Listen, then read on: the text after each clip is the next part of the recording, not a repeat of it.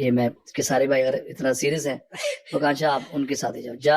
आकांक्षा पुरी को लेकर के भोजपुरी इंडस्ट्री में काफ़ी बवाल जगा हुआ है आज के डेट में। आकांक्षा पुरी जब शुरू शुरू में आई थी तो उन्होंने पवन सिंह के साथ काम किया, फिर खेसारी लाल यादव के साथ कई गाने उनके आए और एक फिल्म भी उनका आने वाला है अग्नि परीक्षा करके। और खेसारी लाल के साथ काफ़ी सुपरहिट गाने दिए, पवन सिंह के साथ भी दिए। और इनके बारे में बता दें तो मीका सिंह का नाम इसलिए आ रहा है क्योंकि मीका सिंह के साथ इन्होंने एक रियलिटी शो किया था जिसमें वो मीका सिंह का स्वयंवर का शो था जिसमें वो उनसे शादी करने वाली थी। फिलहाल कुछ कारण थे उस समय जिसके चलते मीका सिंह ने इनको छोड़ दिया और शादी नहीं की।